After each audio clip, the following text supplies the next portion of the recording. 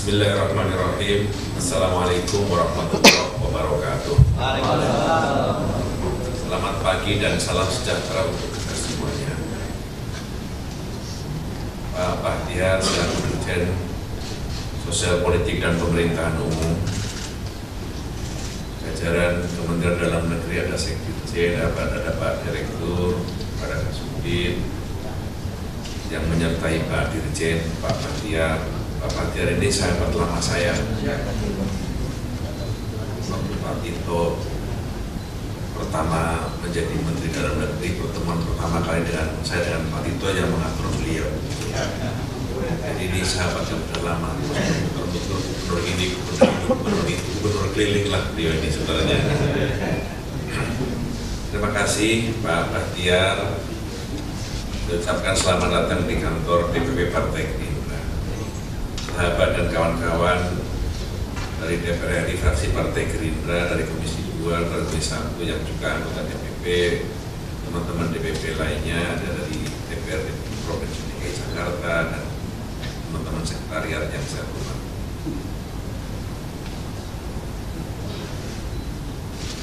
Ini adalah kantor DPP Partai Gerindra, Pak Bahtiar. Kantor kami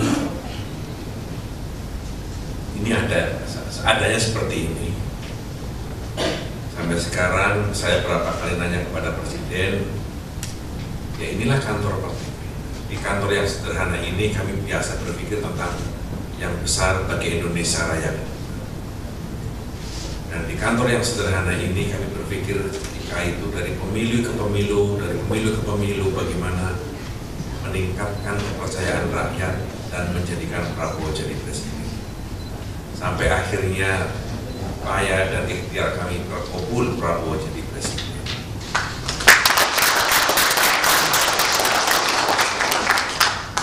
Perjuangan semua bermula dari kantor yang sederhana ini, dari kantor yang banyak orang ngomong tidak terlalu mewah, tapi disitulah saya diri kami ditentukan bahwa perjuangan bermula semuanya dari apa adanya. Kami biasa berjuang dengan modal semangat, kami biasa berjuang dengan modal apa adanya, dan kami tidak terbiasa bermodal dengan melimpahnya support dan melimpahnya keuangan. Dan karena itu kami sedang belajar bagaimana mengelola kepercayaan rakyat yang sekarang ini sedang bertumbuh kepada kami, dan Ketua Umum, Ketua Dewan Pembina kami dipercaya menjadi Presiden Republik Indonesia. Itu sebabnya Pak Bahtiar, meskipun kami ini semangat sekali para kader, sedang berjuang berpikir untuk menjadikan beliau jadi Presiden 2 periode, beliau mengingatkan kami supaya jangan ngeki mongso. Beliau mengingatkan kami yang penting bagaimana periode pertama ini berhasil dan beliau bisa memberi manfaat yang besar bagi rakyat dan bangsa. Setelah itu silahkan mau teriak-teriak 2 periode juga boleh. Karena beliau juga mendidik kami bahwa berjuang harus realistis, berjuang harus mendasarkan pada kekuatan apa adanya.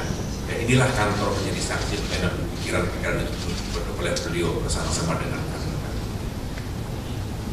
Yang kedua, hari ini kami akan menerima bantuan yang menurut kami sangat besar.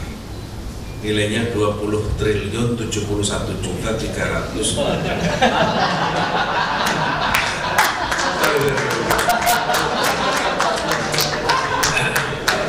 Nilainya 20.071.345.000 rupiah.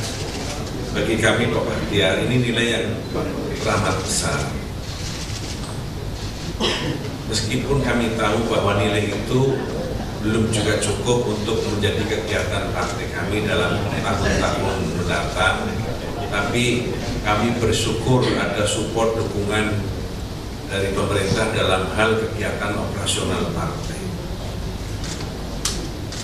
Tahun 2024 kami dapat bantuan 18.213.965.500 rupiah.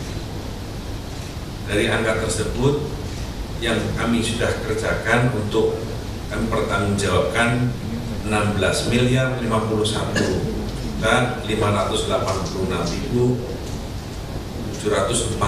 rupiah atau sama dengan 88,13% kami gunakan untuk pendidikan politik, dan sisanya 2.162.378.760 rupiah atau sama dengan 11,87%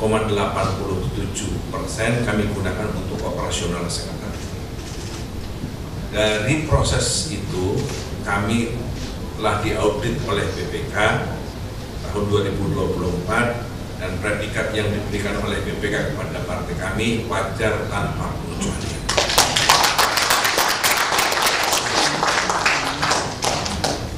Sebagai partai politik, kami akan terus berusaha mempertanggungjawabkan semua akuntabilitas dengan cara akuntabilitas yang baik. Seperti yang tadi Pak Dirjen katakan, sesen rupiah ini harus kita pertanggungjawabkan, apalagi dinilai dengan jumlah yang sangat besar. Karena itu kami berusaha menjadi partai yang terbuka, partai yang menerima pandangan apapun. Karena itu sejak 2013 sampai 2024 kemarin, Gerindra setiap tahun dinyatakan predikat sebagai partai paling terbuka atau paling informatif. Sudah 9 tahun lebih, 9 tahun berturut-turut kami dinyatakan sebagai partai yang paling informatif, paling terbuka dalam hal pertama putusan publiknya, kedua keputusan keuangan dan penggunaan keuangan. Karena itu yang kami kerjakan ke depan juga sama, kami akan mempertanggungjawabkan setiap keuangan yang dibebankan negara kepada kami, sehingga kami bisa menggunakan keuangan ini sesuai dengan amanat APBN yang diberikan oleh Pak melalui Pak Dirjen kepada kami. Yang ketiga, memang pemikiran untuk memberi bantuan pada partai politik, pemikirannya sangat luhur. Partai politik itu adalah sumber kader dan pemimpin bangsa. Di partai politik itulah seseorang bisa menjadi calon presiden, seseorang bisa menjadi calon wakil presiden, seseorang bisa menjadi calon menteri, calon gubernur, bupati, wali kota atau wakilnya, dan semua jabatan-jabatan publik lainnya. Dan di partai politik itu adalah partai politik serta pemilu yang akan menggodok calon-calon menjadi calon anggota DPR, di mana kewenangan anggota DPR itu memilih komisioner ini, komisioner itu, dan seterusnya, termasuk memberi pertimbangan kepada Presiden, Gubernur BI, Kapolri, TNI, Panglima TNI, KPK, dan seterusnya. Karena itu cara berpikirnya adalah bagaimana hulunya dari sisi keuangan kita beresin. Karena kasus penyalahgunaan keuangan yang sering terjadi itu selalu katanya atas nama partai atau untuk partai. Inilah yang menyebabkan kemudian pemerintah beserta para pimpinan partai politik berpikir bagaimana memikirkan hulu keuangan partai lebih sehat, lebih clear, dan lebih baik. Salah satu yang pemikirannya adalah bagaimana sumber-sumber keuangan partai itu bisa mendapatkan support dari keuangan negara. Maka support keuangan negara diberikan dengan cara menghitung hasil suara dalam pemilihan umum. Awalnya bantuan itu diberikan dalam bentuk jumlah suara kali 108 rupiah. Tapi kemudian diskusinya berkembang, 100 itu tidak berarti banyak bagi aktivitas dan kegiatan partai politik, karena partai politik itu memiliki kegiatan yang begitu padat dan memiliki keinginan bagaimana mencetak kader-kader pemimpin bangsa jauh lebih berkualitas.